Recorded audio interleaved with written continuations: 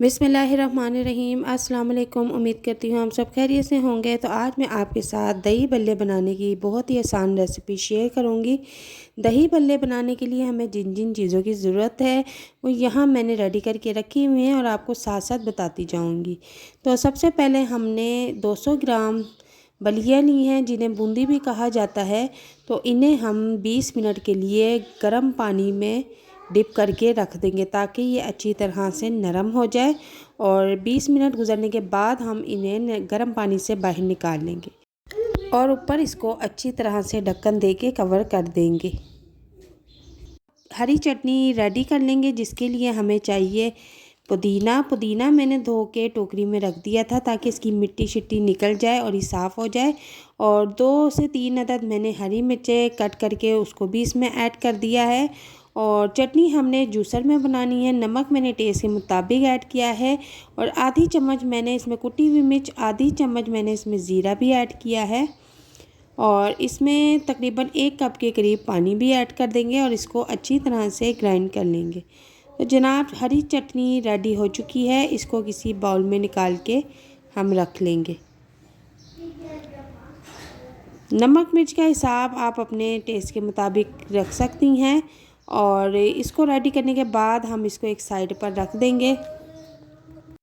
आलू बॉईल करने के बाद मैंने छील के रख लिए थे। अब मैं इन्हें छोटे छोटे टुकड़ों में काट के रख लूँगी। जिस तरह चना चाट में या दही बल्लों में आलू कट करके ऐड किए जाते हैं, हम इसी तरह आलूओं को काट के रख लेंगे। अब यहाँ पर हम दही लेंगे। दही में आधा चम्मच नमक ऐड करेंगे। नमक टेस्ट के मुताबिक आप ले लें।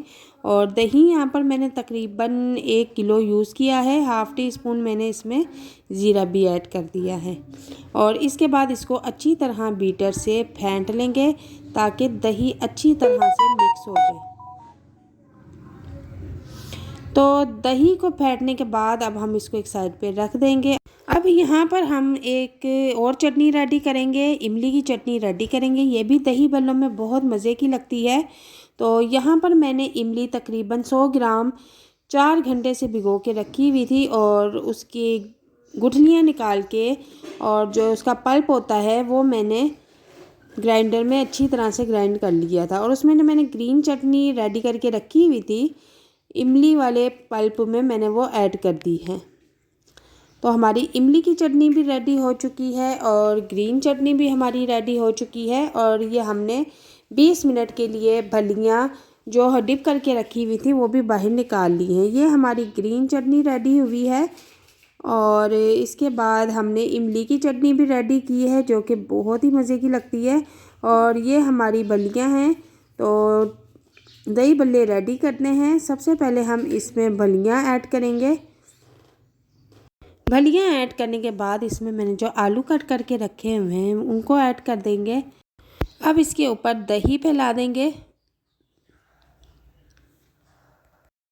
दही डालने के बाद इसके ऊपर इमली की चटनी जो रेडी करके रखी हुई थी उसको छिड़काएंगे। इमली की चटनी अगर आप ज़्यादा पसंद करते हैं तो ज़्यादा ऐड कर लें, अगर कम पसंद करते हैं तो कम ऐड कर लें। और इमली की चटनी फैलाने के बाद अब मैं इसमें हरी चटनी जो मैंने धनिया पुदीना और हरी मिर्चों की बना के रखी हुई थी उसको भी इसके ऊपर ऐड कर दूंगी।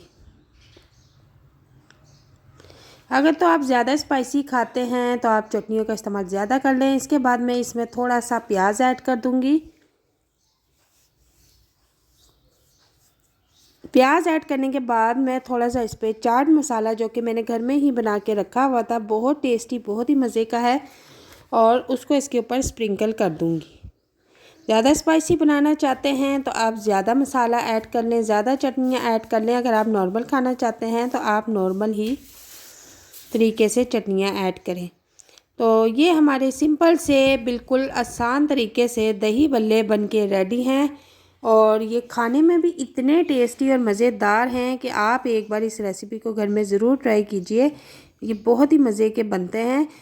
अब यहाँ पर मैं एक और तरीके से आपको चाट बनाकर रेडी करके दिखाती हूँ। यहाँ पर मैंने सिर्फ इमली की चटनी इसके ऊपर ऐड की है। इस तरीके से भी ये बहुत टेस्टी और मज़ेदार लगते हैं। और थोड़ी सी मैंने इसके ऊपर ग्रीन चटनी और थोड़ा सा बिल्कुल दही भी ऐड किया है। और यकीन करें कि ये इतने टेस्टी और मज़े के लगते हैं कि दिल करता है कि बार बार खाते ही जाए।